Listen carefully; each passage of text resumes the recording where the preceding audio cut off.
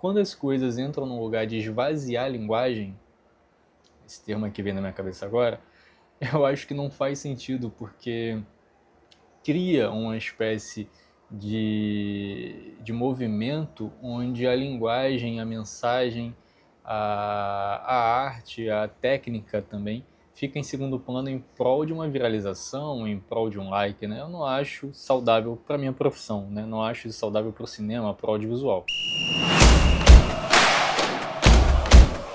Hoje em dia, no audiovisual, no cinema, desde a galera que trabalha para publicidade, para projetos culturais como eu, filmes de ficção, que eu já fiz alguns, a galera que faz campanha política, gastronomia, enfim, todos os setores do audiovisual que englobam o cinema e vice-versa, tá vivendo um momento em que o algoritmo tá meio que ditando, né, a dinâmica. A gente pode ver desde uma novela da Globo, onde o que a rede social está dizendo vai influenciar no roteiro, no enredo das novelas, né?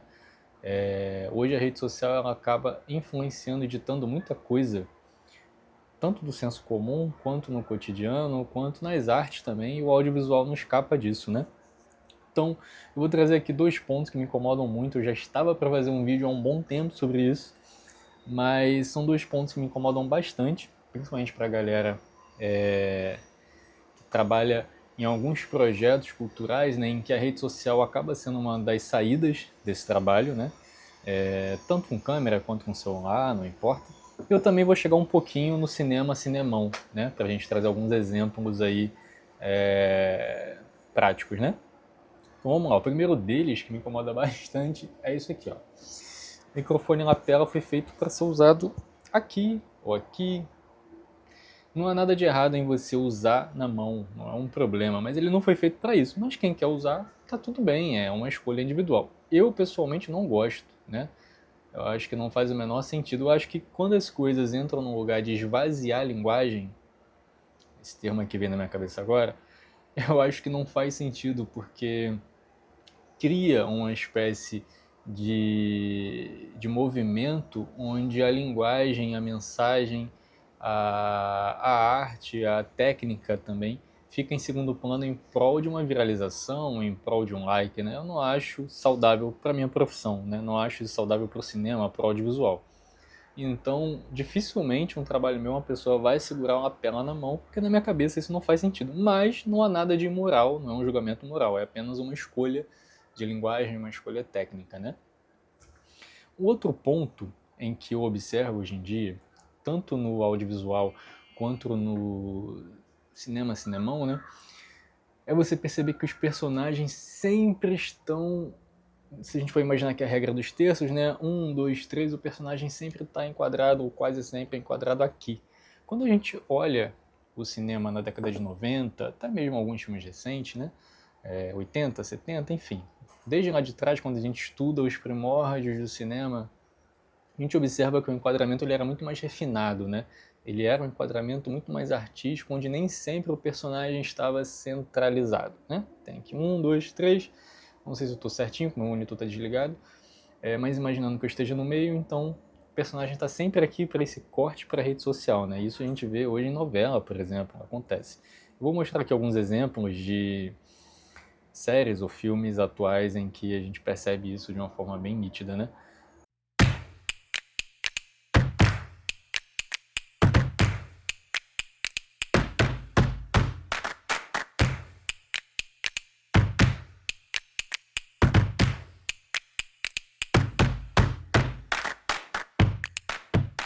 Antigamente não, na real, no cinema, o enquadramento também é linguagem, ele também fala, né?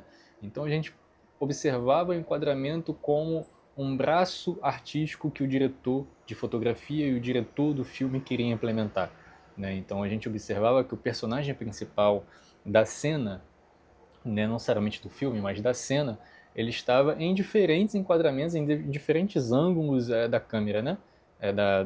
Do quadro.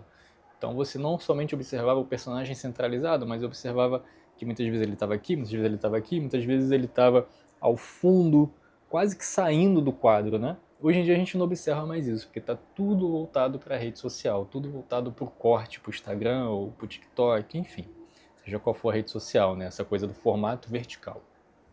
Então são 2 pontos que eu queria trazer para a galera do audiovisual e do cinema, porque eu acho importante a gente refletir sobre os caminhos em que a gente escolhe para a nossa profissão, né? Porque o audiovisual ele pega o cinema, as artes plásticas, eles escolhem caminhos em que as escolhas em que nós, enquanto artistas e profissionais, escolhemos fazer, vai influenciar diretamente. Não é algo separado, né? Não é uma, assim como a dinâmica de preço, né?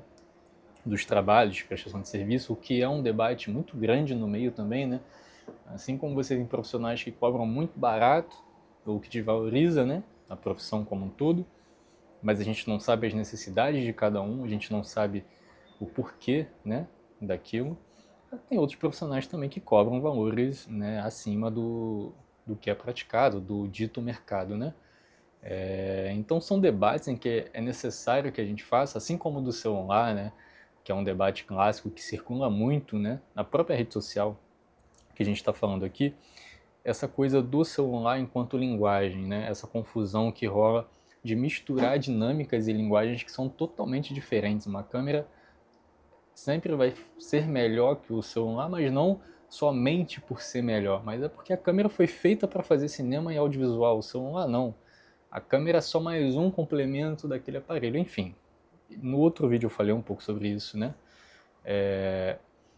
Então é trazer esses pontos, esse debate que eu acho interessante para o audiovisual, sem senso moral, sem necessariamente senso individual, e sim senso coletivo de entender os caminhos que a nossa profissão, que o audiovisual como um todo vai seguindo, né? Então é isso, galera. Espero que vocês tenham gostado do vídeo. Quem assistiu, esse canal está no começo ainda.